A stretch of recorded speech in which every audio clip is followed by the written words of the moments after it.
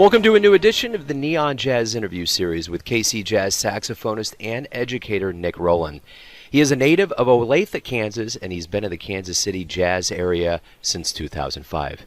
These days, he's a fixture in a swinging KC jazz scene and has recorded with the likes of Chris Hazelton's Boogaloo 7, Kerry Strayer, Tim Whitmer, Gerald Spaits, Bob Bowman, Clint Ashlock, Hermon Mehari, and so many others, and he's been at all the hot spots around Kansas City like the Green Lady Lounge.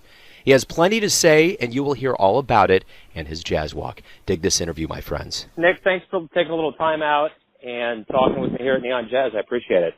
Oh, man, happy to do it. Thanks for having me. Absolutely. And then, before I get into it, I just wanted to kind of let you know, I've known your name, I've known your work in the scene, but when I got that Boogaloo 7 live recording on vinyl and listened to it, it just, that when Chris sent that to me, I think that was the only Christmas present I needed this year.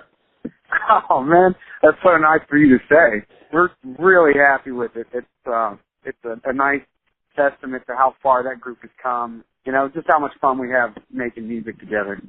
Yeah, it's evident. And, I was actually there that night, and the beauty of that was I don't know if there could have ever in the history, and I don't put this lightly, in this town that would have been the night for live jazz. I mean, it was on the verge of the World Series.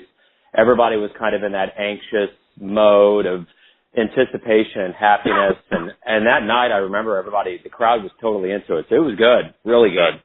Yeah, man, it was a fun night. Speaking of the Boogaloo 7 and Kansas City, talk to me a little bit about what's going on in your world lately. Man, I have a lot going on right now. Me and my wife had a son. He's about to turn 1 year old. So the last year has just been a lot of fun, but it's been a whirlwind. I'm in school full time. I'm finishing up a degree in music education and looking to get a job in, maybe middle school or elementary school music, hopefully next year. I teach a lot of saxophone lessons and doing as much playing as I can fit into my schedule. I do Boogaloo every week, the Green Lady Lounge. Play with a few different groups that are doing soul music and that kind of thing. Every hour of my day is spoken for at this point. Right on. Yeah, it sounds like it, especially with the new one. Yeah. That'll take the time up. So, as far as any recordings, I know you were on this live recording. Do you have any recordings in the work? Do you get on recordings very much? How is that working for you? I haven't put anything out myself, but something I've kind of got that's coming down the pipe. I've been thinking about it for a while. Got some tunes I want to get together and get some of my favorite musicians together and lay stuff down, probably before I get into a serious role teaching in the classroom. I've done a lot of recording as a sideman. I recorded with a group called The Good Foot, which is a Motown soul band. Did that a few years ago. That was a lot of fun. Recorded with Mary Bridget Davies. She was a blues singer, originally from Cleveland, I think. She lived in Kansas City for a few years, and now she's working on Broadway. She's done the Janis Joplin show and things like that. And recorded with Chris Hazelton probably 2 or 3 different times. And I'm sure there are others I'm forgetting, random things as a sideman. That's cool. I just kind of wanted to get a handle on what was going on with you. So let me ask you this: where were you born and raised? I was raised in Olathe, Kansas. I'm a product of the Olathe School District. Actually, 3 of us in the Boogaloo 7, me, Nick, and Chris, all graduated from Olathe East High School in the same year, in 2003. Very cool. So what was it about your childhood that got you so interested in music and more specifically jazz, or your growing up years? As long as I can remember, music's been a part of my life. My dad was always singing and playing guitar and had me singing as soon as I was able. Started piano lessons real young and started playing saxophone in 5th grade just because I thought it was cool. I thought it was a cool instrument. It sounded cool. It looked cool. People that played it seemed like they were cool. Then when I got into middle school, I joined the jazz band. But at that point, it's not so much jazz as it is playing, maybe some pop tunes, or it's kind of like I don't even know how to explain it. But when I got into high school, I started listening to a lot of the music that really ended up inspiring me and motivating me to practice and get into jazz music. I started listening to guys like Sonny Rollins and Hank Mobley and Dexter Gordon and Cannonball Adderley and guys like that. That's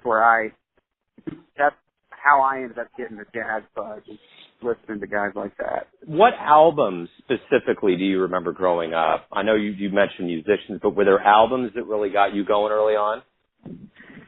Yeah, I remember one Hank Mobley album in particular, and it's still really important to me. It's called Soul Station. Yeah. It's a great rhythm section on it. It's just one of the hardest swinging jazz albums I think I've ever heard. It's just perfect. It makes you feel so good when you listen to it. I can't help but move when I hear it. It makes me want to dance. And the stuff Hank Mobley plays on it, the lines he plays and the tunes, everything is beautiful. And for someone trying to learn that jazz, the language of jazz, there's nothing better than that album because everything is spoken so clearly. It's just, to me, it's the language the way it was meant to be spoken. Absolutely. So I took that, and that really spoke to me. There was an album called Something Else, and it's under Cannonball Adderley's name. It's got Miles Davis on it, and I think Hank Jones on piano, maybe Sam Jones on bass. That was another one that I listened to a lot when I was younger in high school. Couple Sonny Rollins albums, Way Out West was one I really got into. I'm not sure why that one in particular, but very cool. Well, let's get into from listening to music to like more formal levels of education. What formal education have you gotten in music, and how has that influenced you? I took saxophone lessons growing up, which was great. I mean, I got really good, lessons in saxophone technique and everything from Jan Fadley when I was growing up. My first jazz lessons were with a guy in Kansas City named Josh Sklar, who is actually now a doctor. I think he's living in maybe D.C. He's either St. Louis or D.C. I have trouble keeping up with him. But he was another guy that influenced me a lot when I was growing up. He was my favorite player in Kansas City. After high school, I went to Washburn University and met Todd Wilkinson there, studied some with him. He resigned to finish his doctorate at KU, so I moved back to Kansas City. And that's kind of when things started happening for me as far as a lot of really rapid growth as a saxophonist and jazz musician. I started studying Dan Kessler, and he's the one who ended up connecting a lot of the dots for me. I had a lot of light bulbs turn off when I was studying Dan. I think I was finally mature enough to understand a lot of the things people have been telling me for years, and spent a lot of time in the practice room. I was probably, between the ages of 20 and 23. That was a period of great growth for me. And now, like I said, I'm at Ottawa University. I'm finishing a degree in music education. Still studying, still learning, practicing classical saxophone, and working on jazz stuff on my own. So at this point now, your career is obviously going. You've been in Kansas City since '05 in the scene, and you've done all kinds of things. You've been in all kinds of different, genres of jazz, R&B, classical, and funk. How do you feel about your career up to this point? I feel fortunate to be where I am. I've gotten to work with so many of the great musicians in town. Looking back, I never would have expected to get to do a lot of the things I've done as a musician. Some of the great shows I've gotten to play, and some of the amazing venues, and some of the traveling I've gotten to do around the country. It's fun. To me, it's all about the people. I've made so many great friends that are an important part of my life. I met my wife, Alexis, at Jardines. I was playing there with Chris years ago and met her there. I love the music and I love the people. I can't imagine my life without it. Well, let me ask you this, more specifically to Kansas City being your home. How do you feel about the Kansas City scene? What's the jazz scene seem like to you? It's just like a big warm hug. It's so welcoming to younger musicians who are coming up. You know, people who move into town have an easy time finding their way in because it's not a cutthroat scene. Everybody here loves it. Yeah, it's just a really warm, friendly musical community, and that's one of the things I really appreciate about it. Talk to me a little bit about, Kansas City has such a history of musicians that have come through.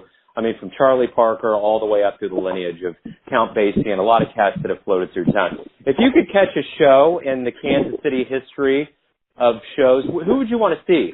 Oh, man, that's a great question. I don't know. I mean, it would have been great to hear Count Basie. And any number of the great musicians that were with him in his band, hearing a young Charlie Parker when he was here in Kansas City certainly would have been, I'm sure, would have been life-changing. Either one of those would be my choice there. Right on. So let me ask you this. Why do you love jazz? It's so organic, really more than any other style of music. Everyone who's playing is creating at the same time. No one is a slave to the notes on the page or is playing the same thing every time to give a repeat performance because that's what people want to hear. People who play jazz and listen to jazz love it because it is all about not just individualism, but collaborative improvisation.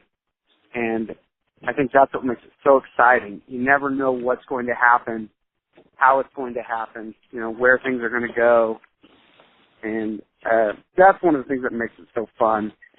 I love the swing feel. Something about the swing feel when it's played right makes me want to dance. It makes me want to move, makes me feel good. Yeah. And as I said before, it just really speaks to me. That's the language I speak. Well, let me ask you this. What's in all of for all the crowds that you've played for and all the people that you played for, what's been one of the best compliments you've ever received? I played with my mentor, Stan Kessler, recently. And, we play together every so often. But, it's been years since I studied with him. And he said to me after the last time we played together, he said, Nick, you've really developed your own voice and your own sound on your instrument. And to me, that was one of the greatest compliments I've received because I think that's what every musician is striving for, is to find their sound and their voice on their instrument because it is your voice. That's what you're using to tell your story and to communicate with others. And so for him to tell me that means that, I'm doing something right, or I'm getting there anyway. Where do you see yourself in, say, 10 years from now? Do you see yourself in Kansas City? What do you see happening? Yeah, Kansas City is home. I've thought often about moving to another city, just, love a fresh start, meet new musicians, and try and get on the scene and see what happens. Kansas City's home. Everything is clicking for me here. I know, just about everyone in town. I have so many friends here. I have great family here. Hopefully I'll still be making music with the people I love. I want to be teaching for sure. As important as playing is to me, I've really found a great passion in teaching and passing it forward to the next generation. That's become really important to me. I have a couple of students who are doing so well. One of them is right on my heels. He's going to be the next dude on the scene for sure. Teaching and playing here in Kansas City, I hope, 10 years from now. Right on. Well, let me ask you this. This is my final question. Everyone has a perception of who you are, your family, your friends, those that you play for. But who do you think you are? When you wake up and go out into the world, who do you think you are? Man, that's a great question. Tough one for me to answer. I'm a husband. I'm a dad. I'm a musician. I'm a teacher.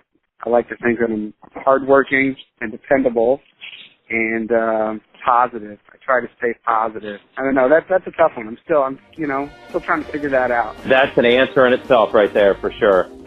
Nick, thanks for opening up. Thank you for giving me your story. I really appreciate your time. Joe, thank you so much. I appreciate it. It's been fun. Thanks for listening and tuning in to yet another Neon Jazz interview, where we give you a bit of insight into the finest players in New York, Kansas City, and spots all over the world, giving fans all that jazz. And thanks to Nick for his time, his honesty, and all of that bravado he's given to the KC jazz scene. If you want to hear more interviews, go to Famous Interviews with Joe Domino on the iTunes Store, or visit the Neon Jazz YouTube channel. And for everything Neon Jazz, you can go to the neonjazz.blogspot.com. Until next time, enjoy the music, my friends.